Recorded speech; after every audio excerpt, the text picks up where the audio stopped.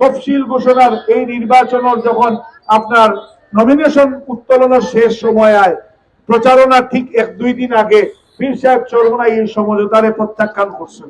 কি তার লাগি? এখানে একটা দল যারা নামল্লার সাথে ইসলামরে অন্তর্ভুক্ত করছেন, ইসলামরে ব্যবহার করেন, তারা ঢাকাত খ্রিস্টান সকল লোক একটা মিটিং এর পরে ঘোষণা দিছে যে তারা এই বাংলাদেশ ইসলামী শরিয়া চাইন না, ইসলামী আইন চাইন না, বর্তমান প্রচলিত যে গণতন্ত্র আছে এই গণতন্ত্র অনুযায়ী তাই দেশ পরিচালনা করবা। এই বিষয়ের উপরে পীর সাহেব চরমনাই তখন সিদ্ধান্ত নিছেন যে আমরা যেহেতু ইসলামের পক্ষে আছি, আমরা যেহেতু ইসলামের রাষ্ট্রীয় ক্ষমতা নিতাম চাই, আমরা রাষ্ট্রীয় ক্ষমতা যাওয়ার শখ আমরা নাই, আমরা কত হইলে ইসলামরে রাষ্ট্রীয় ক্ষমতা নিতাম। এখন যেহেতু এখান থেকে ইসলামরেই হরাইয়া দেওয়া হয়ে গেছে, শরিয়ারই হরাইয়া দেওয়া হয়ে গেছে, রাইলে এই জায়গাটা আমরা থাকতাম পারি না। তখন আমরা বাড়াইয়া এককভাবে সারা বাংলাদেশে প্রার্থী দিয়া হাত পাখার পক্ষে, আমরা ইসলামী শরিয়ার পক্ষে, ইসলামী শরিয়া বাস্তবায়নের লাগে মাঠে ঘাটে সব জায়গাতে আমরা দৌড়িয়ার আপনারা সামনে এই বয়ানগুলা রাখিয়ার, কথাগুলা রাখিয়ার আপনারা দাওয়াত দিয়ার। আজকে এই 2 নম্বর বারের মতো আপনারা সামনে আইছি। কয়েকদিন আগেও এই বাজারও আইয়া আমি আপনারা দোয়া লইয়া গেছি, আপনারা সহযোগিতা চাইয়া গেছি, আজকে আবারও আইছি। আপনারা এখন বিবেচনা করতা ইসলামী আদর্শ থাকা অবস্থায় বিকল্প আর কোন আদর্শ আপনারা মতামত দিবা কিনা, সমর্থন দিবা কিনা, এইটা আপনারা বিবেচনা করতা। যদি আপনারা অতীতের বিষয়ে খেয়াল করেন তাহলে দেখবা ইসলামী আদর্শ ছাড়া এখনো যারা আসেন, গণতন্ত্র আরো সহ বিভিন্ন বিষয় নিয়ে আসেন মাত্র, এই জায়গাগুলো দেখা যায় যার জোর যত বেশি সমাজ ও নেতৃত্ব তার তত বেশি আই হয়। অন্যায় হইলেও তার নেতৃত্ব থাকে, ন্যায় হইলেও তো থাকে, এবং সমাজে যেভাবে ইচ্ছা ওইভাবে পরিচালিত করা হয়।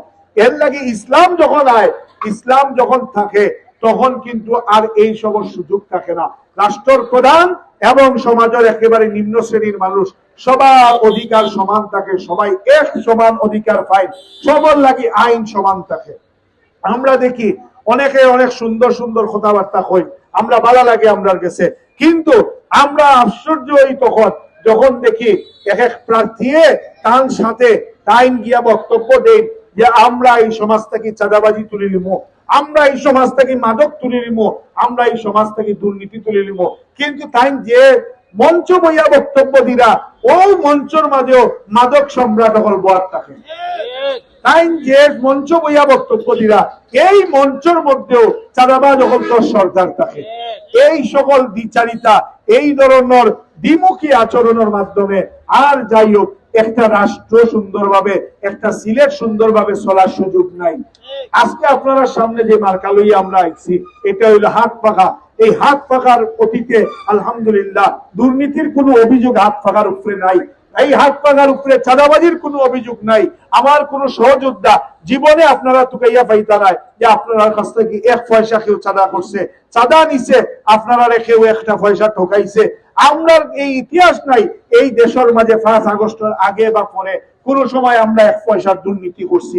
এত স্বচ্ছ অবস্থায় আপনারা সামনে আইছি, আইয়া আপনার কাছে দাওয়াত দিয়া যাইয়া আপনারা আগামী 12 তারিখ যদি মনে করেন আপনারা লাগে এই ধরনের একজন প্রতিনিধি দরকার যে আপনারা খান্দার থাকবো, যে আরে আপনারা ডাক দিলে আপনারা হাজির পাইবা। আমরা তো গত করোনার সময়ও জনপ্রতিনিধি আসলাম না, আমরা গত বন্যা হলাইয়া গেছে ছিলেন তখনও জনপ্রতিনিধি আসলাম না, কিন্তু জীবনের মায়া বাদ দিয়া করোনার সময় মানুষের লাশ টান